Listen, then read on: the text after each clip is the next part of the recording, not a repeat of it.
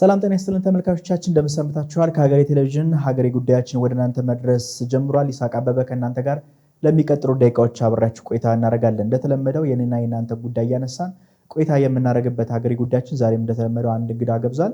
የዛሬ እንግዳችን ዶክተር ሞላ አለማየሁ ናቸው። የኢትዮጵያ ኢኮኖሚክ አሶሲዬሽን ማህበር ሲኒየር ወይም ደግሞ ከፍተኛ ተመራማሪ ናቸው። በቅርቡ እንግዲህ ማህበሩ ከድህነት ጋር በተያያዘ አንድ ሪፖርት ወይም ደግሞ ጥናት ይፋ አድርጎ ነበረ። ከዛ ጋር የተያያዙ ጉዳዮችን እያነሳን ከእሳቸው ጋር ቆይታ እናደርጋለን።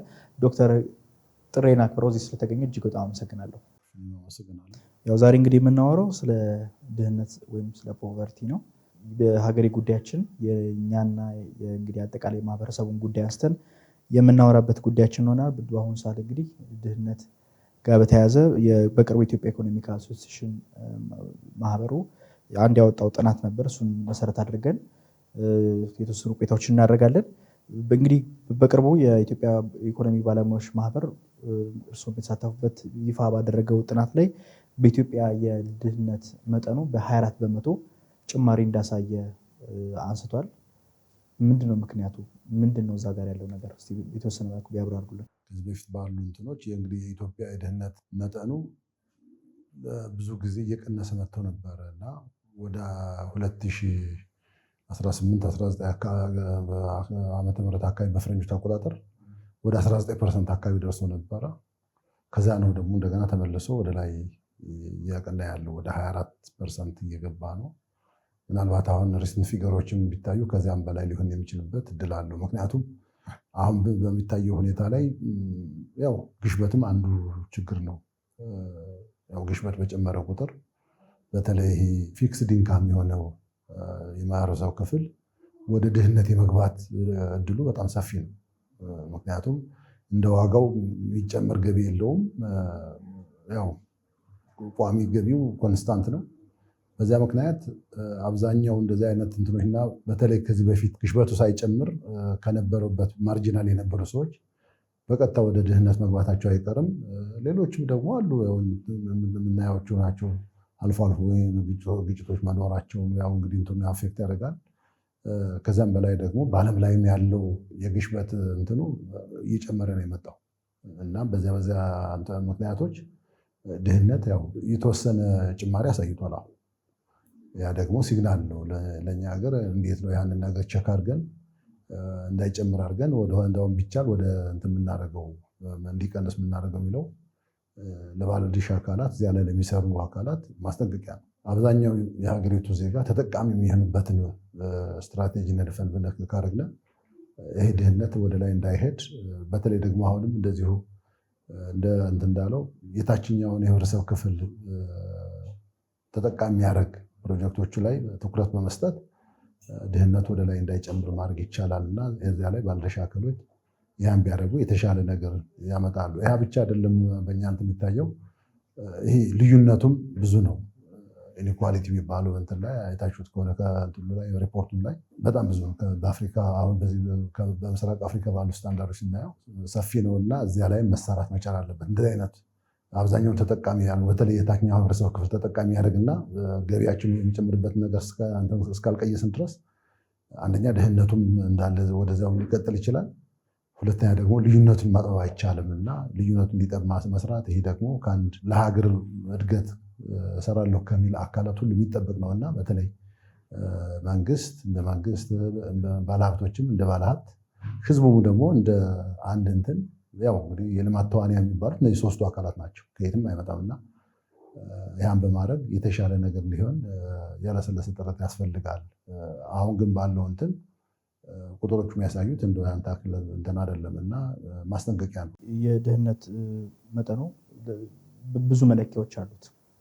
በዓለም አቀፍ ደረጃ በዶላር አንጻር በወራዊ የሚገኙ ፐር ካፒታል ኢንካም ደረጃ የሚለካበት ሁኔታዎች አሉ ደግሞ ወይ ደግሞ በመልቲ ዳይሜንሽን ደግሞ በኦክስፎርድ በተቀመጡ ስታንዳርዶች ደግሞ የሚለካበት ሁኔታዎች አሉ። አሁን እናንተ በጥናታችሁ ላይ 24 በመቶ አካባቢ ላይ ነው የድህነት ምጣኔው ሀሳብ ላይ ለመድረስ የትኛውን የድህነት መለኪያ ነው የተጠቀምንበት? ሞኔታሪ የሚለው ሜዠርመንት ነው። መልቲ ዳይሜንሽናል ብንጠቀም ከዚያ በላይ እንደሚሆን እርግጠኛ። ምክንያቱም ሞኔታሪ ማለት ምንድነው? ገቢው ወስደን ቅድም አንተ እንዳለው ፐር ካፒታል ኢንካም የሚለው አይነት እንትን ገቢ አብሶሉት ፖቨርቲ ላይ የሚባለው የፍጹማዊ ከድህነት ወለል በታች ያለውን የህብረተሰብ ክፍል ነው እንትን የሚለው 24% የሚለው ያን የሚይዝና በዚያ ነው እንትን ያለው እንዳልኸው ሌሎችን መለኪያዎች ብንጠቀም ልክ አሁን እንደሚባሉ እንደ መልቲ ዳይሜንሽናል ፖቨርቲ ሜዥርመንት ብንጠቀም ከዚያ በላይ የመሆን ዕድሉ ሰፊ ነው በጣም። ምክንያቱም ያ መልቲ እንደሚለው ብዙ ነው የሚያዩ ከገቢ በተጨማሪ በሙሉ እነዚህ መሰረታዊ የሰው ልጅ ፍላጎት የሚባሉትን ነገሮች ከንጽህና፣ ከውሃ አቅርቦት፣ ከትምህርት፣ ማህበራዊ እነዚያም ሁሉ እንትኖች አገልግሎቶችን በአግባቡ የመጠቀም መብት ሁሉ ስለሚይዝ እነዚያ ዲፕራይቭድ በሆኑ ቁጥር ወደ ፖቨርቲ ነው የሚቆጥረው እና እዛ ላይ እንትን የሚባል ትንሽ ከፍ ማለት እንትናል። ለምሳሌ ኦክስፎርድ ጥናት ያጠናውን አይታችሁ ከሆነ ትልቅ ነው። ከዚህ አሁን ከምንለው ጋር የሚነጻጠር አይደለም። ወደ 70 ምናምን አካባቢ የኢትዮጵያ እንትን ያው ከድህነት ወለል በታች ነው። በተለይ መልቲ ዳይሜንሽናል ፖቨርቲ ከሚባለው አኳያ ነው የሚለውና ያ ምናልባት እንግዲህ ጥናቱ ምን ኮንቴክስት ወስዶ እንደዛ አደረገ የሚለው ነገር ሌሎችም 51 ምናምን የሚሉም አሉ ጥናት በዚህ በመልቲ ዳይሜንሽናል። ያ ግን እንደ ጥናቱ ኮንቴክስት ይወሰናል። ዳታ ሶርሱ ምን ታሳቢ አድርገው ነው ያጠኑት የሚለውም ነገር ወሳኝ ነገር ነውና ምክንያቱም አንዳንድ ጊዜ የድህነት እንትን ሲለካ ትንሽ ሴንሲቲቭ ነው።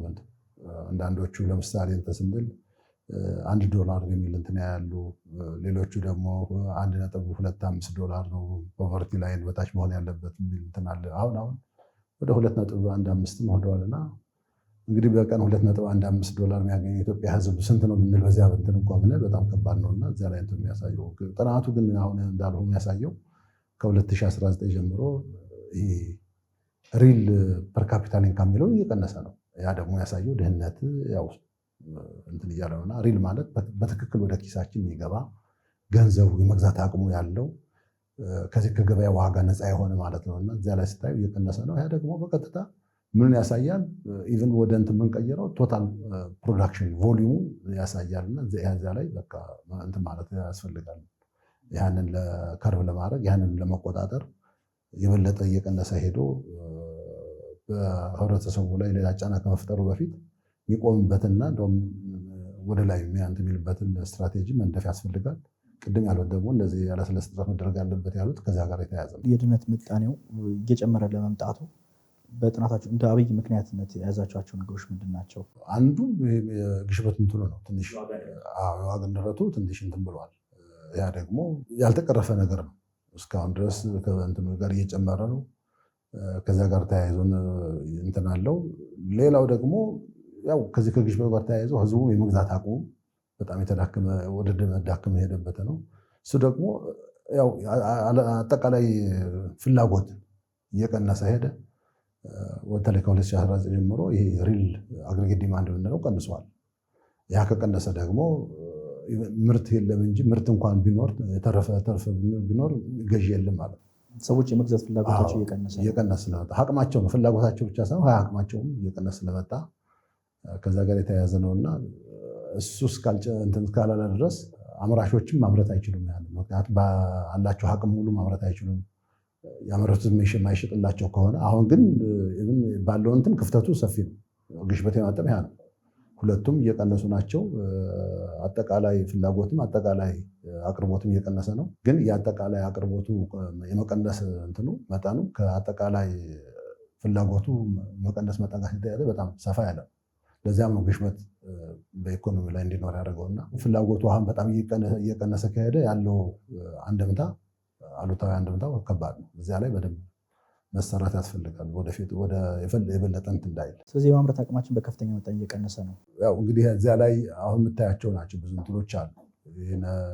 እንትኖቹ ኤክስተርናል ፋክተሮች የሚባሉ እነዚህ ኢንተርናል ፋክተሮችም የሚባሉት አሉና ከዚህ እንደ ስፖራዲክ የሆነ ግጭት ወዲያና ወዲህ ከሚለውን ጋራ ምርት በአግባቡ ወዲያና ወዲህ እንትን አይልም። ግብዓት በተፈለገው ጊዜ አለመድረሱ እነዚያም የራሳቸው የሆነ አሉታዊ ተጽዕኖ ሊኖራቸው ይችላል። ከዛ ተያይዞ ምናልባት አሁን ይሄ እንትኑ ያንን በትክክል አሁን ኢኮኖሚው ላይ ያለው ተጽዕኖ ምን ይመስላል የሚለውን ትንሽ ረዘም ያለ ጊዜ ወስዶ መጠየቅ ያስፈልጋል። አሁን ባለው እንትን ያው በኢኮኖሚ ሂደቱ አኳያ አጭር ነው፣ ግን እንደዚህ የሚቀጥል ከሆነ ትልቅ ማስጠንቀቂያ ነው እዚያ ላይ በደንብ ልንሰራበት ይገባል።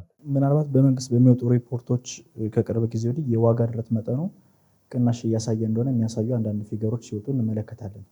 አሁን ደግሞ በእናንተ በኩል ላይ ደግሞ አንደኛው ለዚህ ለድህነት ምጣኔ መጨመሩም አንደኛው ትልቁን አስተዋጽኦ እያደረገ ያለው የዋጋ ንረት በራሱ ያለበት ሁኔታዎች እንደሆኑ ይነሳልና በእርሶ በግል ምልከታዎት ወይም ደግሞ እንደ አንድ ባለሙያ ወይም ደግሞ እንደ አንድም ነዋሪ በኢትዮጵያ ያለውን የዋጋ ንረት ሁኔታ ከኢትዮጵያ ነዋሪ ማህበረሰብ ጋር እንዴት ነው ያለበት ሁኔታ? እንግዲህ እዚህ ላይ ህብረተሰቡ ማወቅ ያለበት የዋጋ ንረት አልቀነሰም። የሚጨምረው እንትን ነው የቀነሰው፣ ደረጃው መጠኑ ነው የቀነሰው። እየጨመረ ነው ግን እንደ በፊቱ በጣም እየጨመረ አይደለም። ምንድነው አሁን በዚህ በፈረንጆች የሚሉት በእኛ አማርኛ በጣም ትንሽ እንትን ያደርጋልና ኢንክሪዚንግ አት ዲክሪዚንግ ሬት የሚሉት አለ። ኢንክሪዚንግ አት ኢንክሪዚንግ ሬት የሚባለው እንደዚህ እሱ ሲሆን በጣም እየጨመረ ነው የሚመጣው። አት ኢንክሪዚንግ ሬት ሲሆን አጨማምሩ ምናልባት ከ10 ወደ 20 ምናምን እያለ በጣም ከፍተኛ እንትን ሊሆን ይችላል። አሁን ግን ያለው እንትን ምናልባት ከዚህ በፊት የነበረው በ50% የሚጨምር የነበረው በ40 በ30% ሊጨምር ይችላል እንጂ ዋጋ እንዳጠቃላይ አልቀነሰም። አሁን እዚህ ላይ ማለት ያለብን ዋጋ መቀነስ ሳይሆን የዋጋ ንረቱ መጠኑ አጨማምሩ ቀንሷል። ያ ደግሞ ቅድም ባለው ነው በተለይ ሪል አግሪጌት ዲማንዱ መቀነሱ አንድ አስተዋጽኦ ይኖረዋል። ምክንያቱም የዚህ አሁን ግሽበት የምንለው የሁለቱ ክፍተት ነው። የፍላጎት መጨመር ከእንትን በላይ ሲሆን ከአቅርቦት በላይ ሲሆን ወደ እንትን ነው የሚሄደው። አብዛኛው እኛ አጀስት እስካላደረግነው ድረስ በሆነ ስትራቴጂ ነድፈን በቀጥታ ወደ ግሽበት ነው የሚሄደውና አሁን ሁለቱም እየቀነሱ ናቸው። ጋፑ አለ አሁንም። ያ ጋፕ ግን ወደፊት እንዳይሰፋ በማድረግ ግሽበቱንም ወደታች አትሊስት ባለበት እንዲቆም ነው የሚደረገው። በአብዛኛው የግሽበት መጠኑ ብሎ ዜሮ ባለ ማለት ዋጋው ቀነሰ ሳይሆን ዋጋው የመቆም አዝማሚያ ያሳያል የሚለው እንጂ ግሽበት እየቀነሰ አይደለም። ግሽበት ቀነሰ ማለት ዋጋ ቀነሰ ማለት እኮ ከግሽበት በተቃራኒ ሄደ ማለት ነውና እንደዚያ ማለት አይደለም። ዋጋዎቹ እየቀነሱ አይደለም። ብዙ እቃዎች ግን ምንድነው የዋጋ ጭማሪው የሚያደርጉት ጭማሪ ግን መጠኑ እየቀነሰ ነው። በዛ ያ ምናልባት ማህበረሰቡ ላይ ምን ጫናዎች እየፈጠረ ነው ያለው? ጫናው ከባድ ነው። በዛ እንትን ላይ ያው እንደነገርኩ ነው። ብዙውን ሰው አሁን ከእንትን እያስወጣ ወደ ድህነት የሚያስወስድ ከዚህ በፊት የሚያገኛቸው የነበሩት መግዛት የሚችላቸው የነበሩትን የእቃ እንትኖች አሁን አለማግኘት፣ አቅም ማጣት እነሱን እንትን ለማድረግ ያ እንግዲህ ያ ደግሞ የሚያመጣው ሶሻል ሳይኮሎጂ ሌሎችም ኢፌክቶች ከባድ ናቸው። አሁን በጣም ትልቅ እንትን ያለው በዚህ በምግብ ነክ በሆኑ እንትኖች ላይ ነው። የዚያን ኢፌክት ግን በሌሎችም ላይ ይታያል። አሁን አንተ መሰረታዊ ነገር ሆነ ነገር ምግብ ለመጠለያ ልብስ ምናምን እንትን ማለት ካልቻል ለሌሎቹ ተጨማሪ ነገሮች ይሄ ማህበራዊ አገልግሎት ለማግኘት የምታደርገው ወጪ የመክፈል አቅም በጣም ይዳከማል። ለትምህርት ለልጆች ትምህርት ሌሎችም እና እዚያ ላይ ያው የራሱ የሆነ ተጽዕኖ። ለዚያም ነው ብዙ ሀገሮች እንትኑ በጣም ከባድ ስለሆነ ውጤቱ እንዳይኖር ጥረት የሚያደርጉት ለዚያ ነው። ይብዛም ይነስም የእኛም መንግስት ጥረት እያደረገ ነው። ነገር ግን ብዙ ጥረቶችን በትክክል ጥረቶች ውጤታማ የሚሆኑት በትክክል በጥናት ምንድን ነው ምክንያቱ፣ መንስኤው ምንድን ነው የሚለውን ነገር በደንብ ተጠንቶ ምክንያቱም አንዳንድ ጊዜ በዚህ በጤናው ጉዳይ የሚነገር አለ። በሽታውን በትክክል ያልተናገረ መድኃኒት አይገኝለትም ወይም ፈውስ አይገኝለትም ይባላልና በትክክል ወንትኑ ሳታውቀው ስትቀር እንደው ዝም ብለህ ይሄ ሊሆን ይችላል በሚል መፍትሄ መሞከር ያው ከሙከራ ያዘለለ አይሆንም፣ ውጤት አያመጣም። ያ ደግሞ ምናልባትም ለዚያ ለሙከራው የምታወጣው ወጪም የራሱ የሆነ እንትን አለውና በትክክል ጥናት ተጠንቶ ምንድን ነው ዋና ምክንያቱ፣ ስለዚህ ምን መደረግ አለበት፣ ምክንያቱ ከታወቀ በኋላ ምን መደረግ አለበት የሚለውን ነገር እንትን ስትል ከዚያ በኋላ መፍትሄውም አብሮ ይመጣል። አሁን ባለው ሁኔታ ዝም ብሎ እንደዚሁ አንዳንድ ጊዜ በፊትም አሁን በኢህአዴግ ጊዜ የነበረው እንትን ነበረ። አንዳንድ ጊዜ እነዚህ የጥራጥሬ ምርቶች ወደ ውጭ መሄድ ነው ተብሎ ታገዱ፣ እነሱ እንዳይወጡ ተደረገ። ያምኑ መፍትሄ አላመጣም። ሌላ ደግሞ እንደዚህ ነው ተባለ፣ እሱም ተሞከረ፣ እሱም መፍትሄ አላመጣም። አሁንም እንደዚሁ እያለ ነው ያለውና ምንድን ነው በትክክል እንደው ይሄን ሊያመጣ የቻለው የሚለውን ነገር በደንብ ተጠንቶ ከዚያ በኋላ ደግሞ መፍትሄ ምን መደረግ አለበት የሚለውን ነገር አብሮ እንትን ቢደረግ የተሻለ ውጤታማ የመሆን እድሉ ሰፊ ነው የሚሆነው። ምናልባት አሁን የድህነት ምጣኔው በፊክስድ ኢንካም ያለው ወይም ደግሞ በወር ተቀጣሪ ደሞዝተኛው ላይ ያለውን ጫና እንዴት አገኛችሁት? እሱ ከባድ ነው ይታወቃል።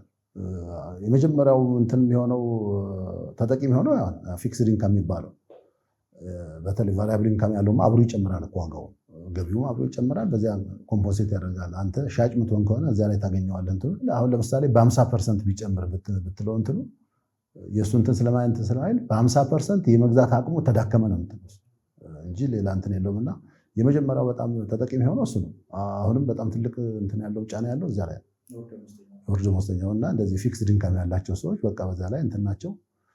ነገር ግን በዚያ ብቻ የሚቆም አይደለም። የመጀመሪያው ተጠቂ ሆነው እነሱን ከእንትን ያስወጣል። ከዛ በኋላ ደግሞ እየጨመረ ይሄዳል። በተለይ አሁን ደረጃውም እየጨመረ ከሄደ የግሽበት ከባድ ነው የሚሆነው እና እዚያ ላይ በደንብ መስራት ያስፈልጋል። እንግዲህ በዓለም ላይ ታሪክ የሚያሳየው አንዳንድ ጊዜ ኮንፍሊክት ሁሌ ማስነሳት እንትኑ ትልቅ ነው። ምክንያቱም ሰው የሚበላው ታጣ፣ የሚጠጣው ታጣ።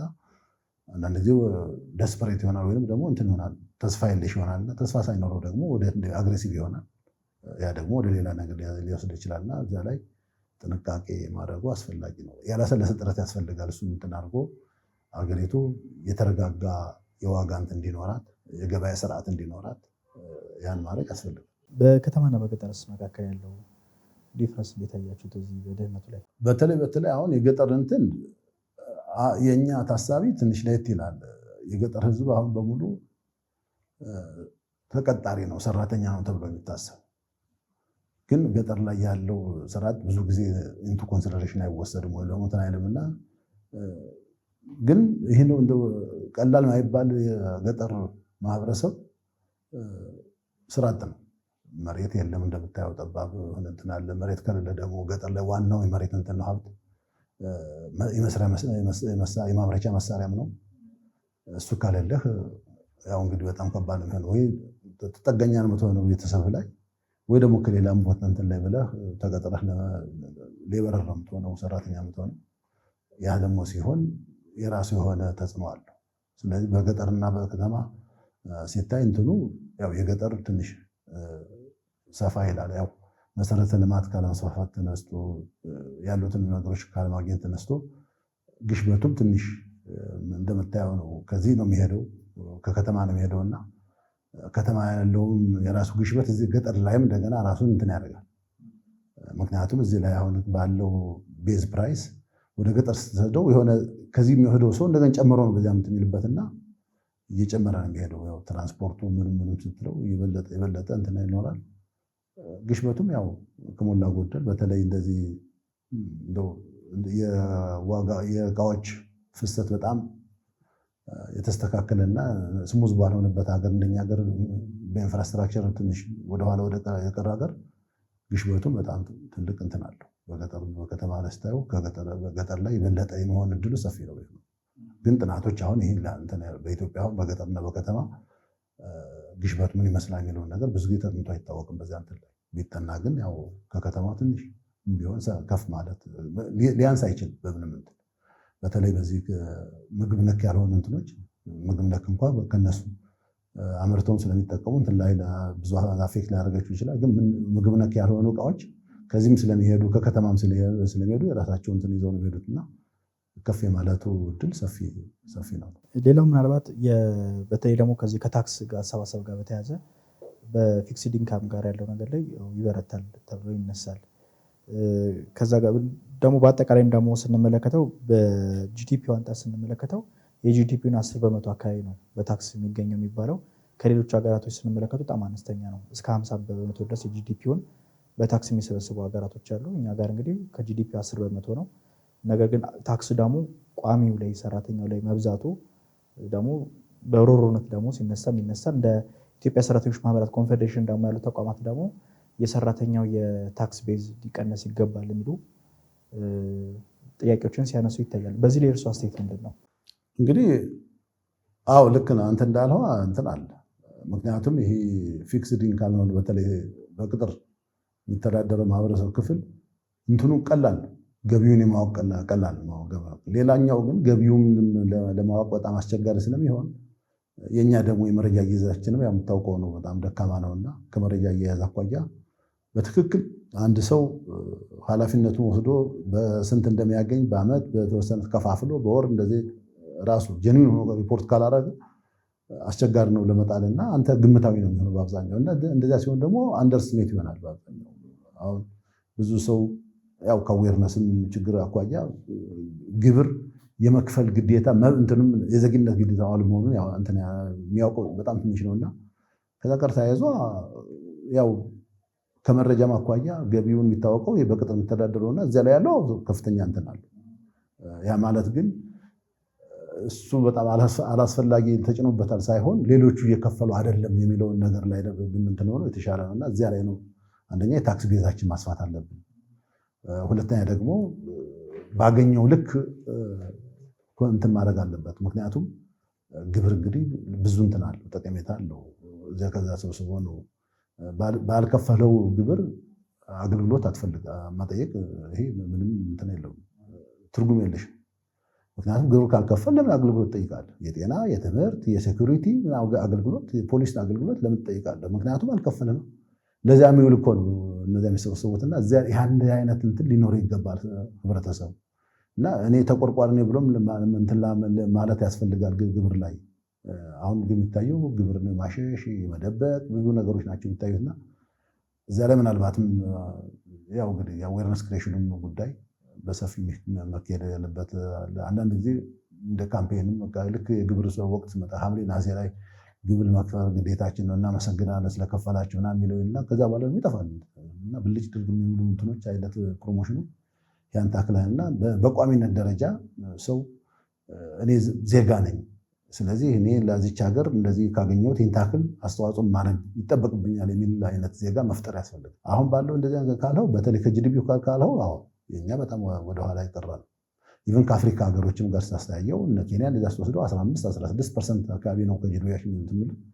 የኛ ደግሞ አሁን ደግሞ በቅርቡ ነው ወደ 10 የገባ እንጂ 8-9 አካባቢ የነበረ ነውና ከዛ ጋር ሲታየው ወደ ኋላ ነው። ግን በሌላ በኩል ደግሞ ህዝቡ አሁን ከፍሎም ስለማያውቅ በአብዛኛውና አሁን ባለው ሁኔታ ላይ ወደዚያ ልታስገባ ስሞክር መንጫጫት እንትን ማለት ኮምፕሌን የማብዛት አይነት እንትን አለ።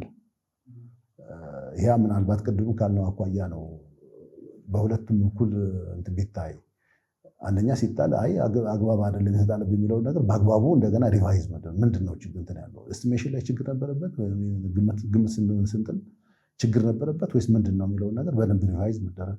በነዛ በግብር ከፋይም በኩል ደግሞ እንደዚህ ሁሉንም ነገር ቅሬታ ከማቅረቡ ነው ሌላውም የሚከፍለውን ታክል እኔ መክፈል አለብኝ የሚለውን አይነት እንትን ይዞ ሀሳብ ይዞ ለመክፈል ዝግጁ መሆን ይጠይቃል።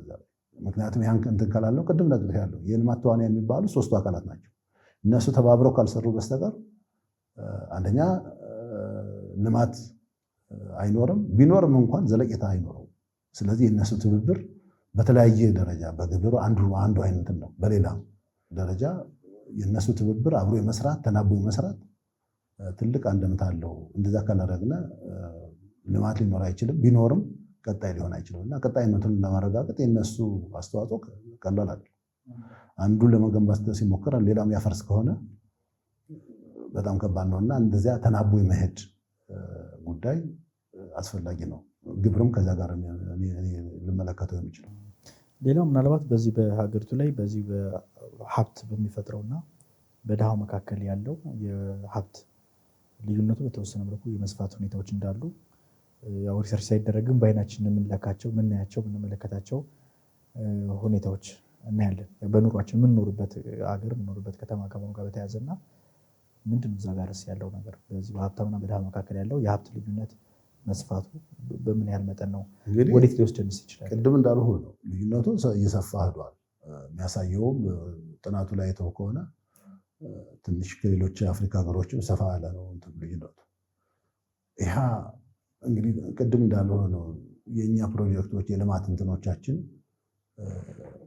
አብዛኛውን ተኮር እንዲሆኑ የበለጠ መስራት ይጠይቃል። አንዱ በነገራችን ላይ እንትንን እድገትን ፍትሃዊ ከሚያደርጉት አንዱ ነገር ግብር ነው። ምክንያቱም ብዙ የሚያገኝ ብዙ ይከፍላል፣ ትንሽ ለሚያገኘው ደግሞ ጠቀሜታ ይሄ ትሪክል ዳውን የሚባል ኢፌክት አለ። ብዙ የሚያገኙ ሰዎች ብዙ ሲሉ ለሌላው ይደርሳል። ልማቱ የተሻለ በኑሯቸው የተሻለ እንዲሆን ሌላው ይደርሳልና እዚያ ላይ አንዱም ፍትሃዊ ከሚያደርጉ እንትኖች ልማት ፍትሃዊ ከሚያደርጉ ነገሮች አንዱ ግብር ነው። ግብር እንደው ለገቢ ብቻ አይደለም በአብዛኛው የሚሰበሰብ። ምናልባት በእኛ ሀገር የመንግስት የሀብት አቅሙ ትንሽ ደካማ ስለሆነ እንጂ ሌላ ሀገር ፍትሐዊነትን ለማረጋገጥ ነው እንደ ገቢ መጀመሪያ ኦብጀክቲቭ አድርገው ወስዱት። የኛም እንትን አንዱ ያ መሆን መቻል አለበት። ለዚያም ነው ልዩነቱ በጣም እየሰፋ እንዳይሄድ ምን መደረግ አለበት የሚለውን ነገር የትኞቹ እንትኖች ምንሰራ ነው አብዛኛውን የሀገሪቱን ዜጋ ተጠቃሚ የሚያደርገው። ያን ሲያደርግ ደግሞ እንደ ኃላፊነት ብዙ የሚያገኙ በተለይ አሁን በሀብት ደረጃ ላይ ደህና እንትን ያላቸው ሰዎች መንግስት ብቻውን ከሚል ይልቅ እነሱም የህብረተሰቡ ክፍል ተጠቃሚ ሆነው በተለይ አብዛኛው እንትን የሚል የራሳቸው እንትን በኢንቨስትመንት ፕሮጀክትን ኢምፕሊመንት በማድረግ በመተግበር የስራ እድል በመፍጠር አስተዋጽኦ ማድረግ ይጠበቅባቸዋል። ያ ሲደረግ እንትኑ እየጠበበ ይመጣል። እየጠበበ ሲመጣ ደግሞ የተሻለ የተረጋጋ ኢኮኖሚ ይኖራል። መስፋቱ ግን ምን ያህል ላይመጣ ይችላል? በቀጣይነት መስፋቱ ከባድ ነው። ቅድም እንዳልሆነው ወደ ድህነት የሚሆኑ እንትኑ ከባድ ነው የሚሆነው። ምክንያቱም አንድ ለሀገሪቱም ስጋት ሊሆን ይችላል። በተወሰኑ ሀብታም በሚባሉ ሰዎች ብቻ ሀገሪቱ የምትዘወር ሊሆን ይችላልና ያ ደግሞ የብዙሃኑ ድምፅ እንዳይሰማ ያደርጋል። ስለዚህ ያ ደግሞ የባለቤትነት ስሜት ይቀንሳል። እኔ ሀገሬ ምን አደረገች ወይም ደግሞ እኔ ሪኮግናይዝ አታደርገኝም አታውቀኝም አይነት ስሜት ይፈጥራልና አይደለም። በእኛ በአሜሪካ ሙቭመንት አለ ዊ አር 99 አርስ እና ይሄ ማለት ምንድነው?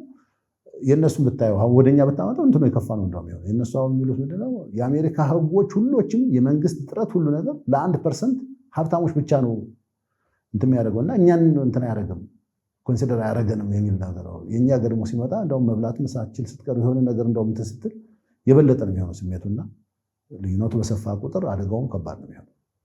ስለዚህ እዚያ ላይም ልዩነቱን በደንብ ለማጥበብ መጣር፣ የሚያጠቡ ፕሮጀክቶችን ቅድሚያ በመስጠት እነሱን መተግበር፣ ያ ደግሞ ለመንግስት ብቻ የሚተው ሳይሆን ባለሀብቶችም ይህን ልዩነት የሚያጠቡ እንትኖች ላይ መሳተፍ አስፈላጊ የሚሆንበት ጊዜ አሊ የሚባል አይደለም። ምናልባት እንግዲህ አሁን በዚህ ድሃውና በሀብታሙ መካከል ያለውን ልዩነት ከማጥበብ አንጻር ከፖሊሲ አንጻር ድሃ ተኮር የሆኑ የፖሊሲ አቅጣጫዎች እንዲኖሩ ይመከራል ወይም ይበረታታል።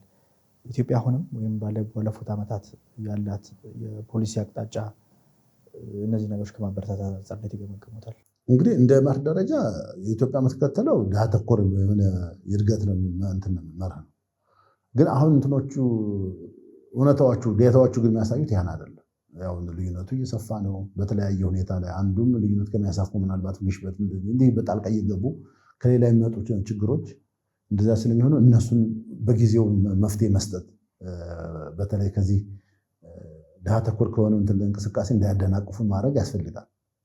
እሱ እስካልሆነ ድረስ በየጊዜው አዳዲስ የሆኑ ችግሮች እየመጡ ያን እያደናቀፉ ልዩነት ከመጥበብ ይልቅ የሚያሰፉ ነገሮች ሊያመጡ ይችላሉና እዚያ ላይ ትኩረት ሰጥተን መስራት ያስፈልጋል።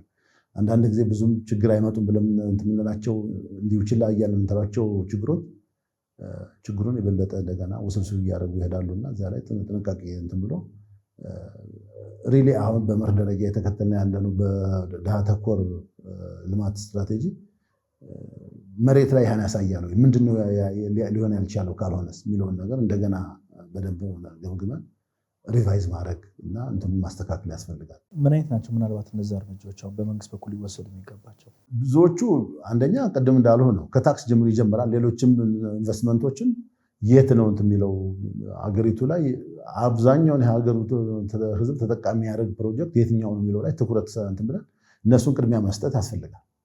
በጤና ላይ፣ በትምህርት ላይ፣ በተለይ በግብርና ላይ ምርትና ምክንያቱም ግብርና አሁን አብዛኛውን እስከ 70-80% የሀገሪቱን ዜጋ የያዘ ነውና እዚያ ላይ መስራት በደንብ የዚያን ኑሮ ለማሻሻል የሚጠቅሙ ፕሮጀክቶችን እንትን ማለት ምርትና ምርታማነትን የሚያሰፉ እንደገና ደግሞ እሴት የሚጨምሩ እንትኖችን እዚያ ላይ መስራት ዘመናዊ ማድረግ አጠቃላይ አብዛኛውን ህብረተሰብ ተጠቃሚ ሊያደርግ ይችላል። ምክንያቱም ግብርና ላይ በደንብ ሰራ ማለት ሌላው ኢኮኖሚ በቀጥታም ይሁን በተዘዋዋሪ ተጠቃሚ ይሆናል። አብዛኛው የግብርናን ግብዓት ማይጠቀም የለም። እንግዲህ በእኛ እንትን ያው አምራች ድርጅት ብትለውም የግብርና ነው አብዛኛው የሚጠቀም በእኛ እንትን ላይና አግሮ ፕሮሰሲንግ ናቸው ብዙ ያሉት እዚያ ላይ ይጠቀማል። አግሮ ፕሮሰሲንግ በጠናከሩ ቁጥር ደግሞ አንደኛ እነሱም ተጠቃሚ ይሆናል። ሁለተኛ ደግሞ የሀገሪቱን ዜጎችም ደግሞ በገጠር በምን ያሳትፋሉ። ያ ሲሆን የተሻለ እየሆነ ይሄዳልና ድሃ ተኮር ማለት ያ ነው። አብዛኛውን የሚያሳትፍ አብዛኛውን የሀገሪቱን ክፍል ህብረተሰብ ተጠቃሚ ያደርጉ ላይ የትኞች ላይ ብንሰራ የተሻለ እንትን እናገኛለን የሚለውን ነገር እሱን በተግባር ነው። ምናልባት ሌላው ጥያቄ ቀደም ብለው እርሶም ሲያነሱልኝ የዜጎች የመግዛት አቅማቸው የመዳከም ሁኔታዎች ያሉ እንደሆነ ይታያል። የማምረትም እንደዚሁም አቅሙም እንደዚያው እየቀነሰ መምጣቱን ይታያል እና ምናልባት ይሄ በቀጣይ የሀገሪቱ ኢንቨስትመንት ላይስ ምን አይነት ተጽዕኖ ሊኖረው የሚችለው? አዎ ከቀጠለ አሁን ብዙም ያን ታክል ጫና ላይኖረው ይችላል፣ ገና ጅምርም ስለሆነ። ከቀጠለ ግን ጫናው ከባድ ነው የሚሆነው። እዚያ ላይ በደንብ ቅድም እንዳሉት እሱን እንደው ስር ሳይሰድ በደንብ መከላከል መቻል አለብን። አለዛ ግን የመግዛት አቅሙ ሰው ተዳከመ ማለት ፍላጎት ቀነሰ ማለት ነው። ፍላጎት ከቀነሰ ደግሞ የሚመረት ምርት እንኳን ቢኖር ገዢ ከሌለ ደግሞ አጠቃላይ ምንድን ነው የሚሆነው? አሁን ኢንፍሌሽን እንዳስቸገረ ወይም ግሽበት እንዳስቸገረን እንትን የዚያ ተቃራኒ ደግሞ የአማርኛው ብዙ እንትን የለውም ዲፍሌሽን ነው የሚባለው። የሱ ደግሞ የበለጠ ነው የሚሆነው። የሀገሪቱን እድገት ሙሉ በሙሉ ቀጥ የሚያደርግ ችግር ነው የሚያመጣው። ምክንያቱም ምርቶች አሉ ግን ገዢ የለም። ስለዚህ ምንድን ነው ነገ እነዚህ አምራች እንትኖች አቅም ያላቸውም ለማምረት ፍላጎትም አይኖራቸውም። ማይሸጥ ከሆነ ለምን ያመርቱታል? አቅም እንኳን ቢኖራቸው ፍላጎት አይኖራቸውም። ያ ማለት ምንድነው? አቅርቦቱም ፍላጎቱም በሙሉ እንትን ካለ አጠቃላይ ቅጥርም ይጠፋል። ቅጥር ጠፋ፣ ትራንዛክሽን አይኖርም፣ ገበያ አይኖርም። ያ ሁሉ ሲሆን ከባድ ነው የሚሆነውና እዚያ ላይም በጣም ጥንቃቄ ያስፈልጋል። እንደዛ ስናደርግና እንደው የበለጠ አቅምን የሚያጠንት የሚያደርግ ነገሮች ላይ የሚያዳክሙን ነገሮች አፋጣኝ እርምጃ መውሰድ ያስፈልጋል። ምክንያቱም ያ ካልሆነ አንድምታው ቀላል አይሆንም ወደፊት። ሌላው ምናልባት በጥናታችሁ ላይ የተነሳው ነገር ከድህነት ባሻገር ዜጎችም ባለዕዳ መሆናቸውን ነግራችሁናል። ወደ 575 አካባቢ አሜሪካን ዶላር በፐር ኢንዲቪዥዋል ወይም ደግሞ በግለሰብ ደረጃ ባለዕዳ መሆኑን ገልጻችሁልናልና ምንድን ነው? ከምን የመጣ ነው? እሱ በእንትን የመጣ ነው። እኛ አሁን ያወጣ ነው አጠቃላይ ዕዳው ነው ወደ 63 ቢሊዮን ዶላር ደርሷል። ቶታል ነው ይሄ። የሀገር ውስጥም የውጭም የሀገር ውስጥም ነው። በነገራችን ላይ አሁን የውጭ ዕዳ እንደሆነ ነው እንትን እያለ ያለውና ጥናቱ ያን አያሳይም። ጥናቱ የሚለው ምንድነው? አጠቃላይ የሀገር ውስጥና የውጭ ዕዳን ነው እንጂ የውጭ ዕዳ ብቻ አይደለም 63 ቢሊዮን ያለውና ኦልሞስት 50 ናቸው እንደማለት ይቻላል አሁን ባለበት ደረጃና ብዙዎቹ ሁሉም 63 ቢሊዮኑ በሙሉ የውጭ ዕዳ እንደሆነ ነው እየቆጠሩ ያሉት። ይህ አይደለም ትክክለኛው የጥናቱም ውጤት። ሁለቱም ተደምሮ ነው የውጭም የሀገር ውስጥም ያለው ብድር ዕዳ ነውና አዎ እንደ እንትን ይሄ አሁን እንትኑ የሚያሳየው ያ ነው 500 ምናምን ደረሰ ማለት ግን ያ ማለት ማንም ሀገር አሜሪካን ብትሄድ ዕዳው እኮ ከፍተኛ ነው። ግን ምንድነው የሚያሳየው? የመመለስ አቅማችን እዚያ ላይ በደንብ ሊሰራበት ይገባል። የመመለስ አቅሙ የበለጠ እንዳያድግ እንትኑ ዕዳው የበለጠ እንዳይጨምር። ምክንያቱም አንዳንድ ጊዜ ትሬሽሆልድም አለው ከጂዲፒው የት ደርሷል የሚለው ነገር ላይ ወሳኝ ነገር አለና እዚያ ላይ በደንብ መስራት ያስፈልጋል። መቀነስም እንደውም ከመጨመር ለመቀነስ ጥረት ማድረግ። አሁን መንግስት እየሄደበት ያለው አቅጣጫ የመጨመር ነው ወይስ የመቀነስ አዝማሚያ ነው? እንግዲህ ይሄ ጥናት የሚያሳየው እስከ 2023 በፈረንጆች አቆጣጠር ነው የተጠናውና እስከዚያ ድረስ ያለው እንትን የሚያሳየው ያው ፊገሩ ያን ይመስላል። ግን ከዚያ በኋላ መንግስት ብዙ እንትኖች ላይ እንትን ማለት የመክፈል እንትናችን ጥረት እያደረግን ነው የሚል በተለይ በዚህ ዓመት ከሀገር ውስጥ ብድር እንትን አላለም የሚል ሪፖርት ወጥቷል። አሁን ያ በጥናት እንትን ያስፈልገው እኛ ያን አላካተም መረጃውም አልነበረንም እና እንቅስቃሴ ያለ ይመስለኛል ለመቀነስ። ሌሎችም እንደዚሁ እፎይታ የሰጡት እንትን አለ የመክፈያ እፎይታ። ያ ትልቅ አጋጣሚ ነው ለሀገሪቱ።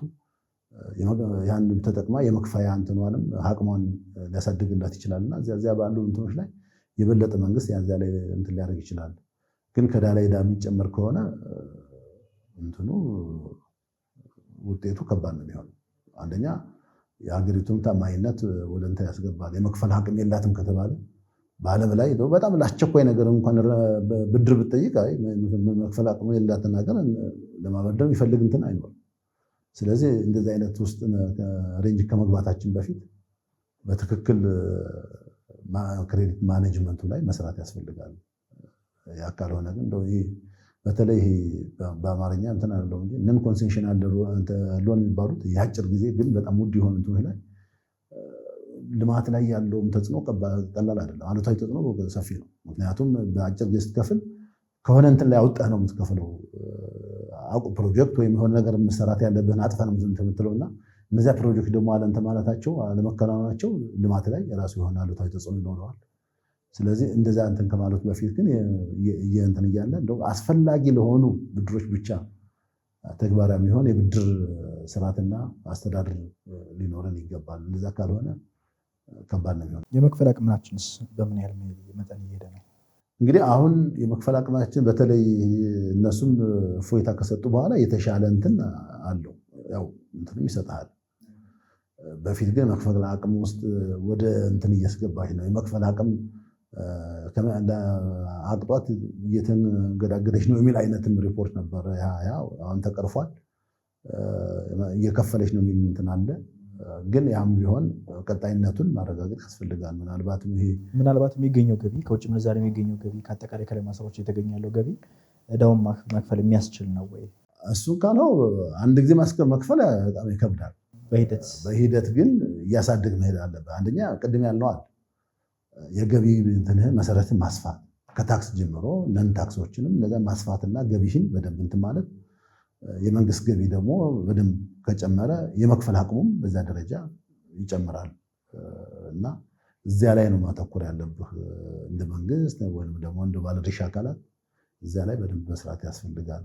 ገቢ የሚጨመርበትን ነገር እንትን ማድረግ ከዛ በኋላ ደግሞ ልማትን በጣም በማይጎዳ ሁኔታ ያለንን ጫና ለማቃለል የመክፈል እንትናችንን እቅድ እና ስትራቴጂ ነድፈን ወደዚያ መግባት አስፈላጊ ይሆናል። አለዚያ አሁን ባለው እንትን ላይ ስታየው እንትኑ በጣም ቀላል የሚባል አይደለም። 63 ቢሊዮን ማለት ቀላል ያም ነው። ህዝቡ አሁን 570 ምናምን ዶላር ነፍስ ወከፍ ዕዳ አለብን እያለ የሚያወራው ከዛ የተነሳ። ስለዚህ ሴንሲቲቭ ነው እንትኑ ኤሪያውም እዚያ ላይ መስራት ያስፈልጋል። መልካም አመሰግናለሁ ዶክተር። እኔም አመሰግናለሁ። ከሀገሬ ቴሌቪዥን ወደ እናንተ ሲደርስ የነበረው ሳምንታዊ ሀገሬ ጉዳያችን እስካሁን ድረስ የተከታተላችሁትን ይመስል ነበር። ይስሐቅ አበበ ከእናንተ ጋር ቆይታ አድርጌያለሁ። ሳምንት በሌሎች ጉዳዮች ዳግም እንገናኛለን። ቸር ሰንብቱ።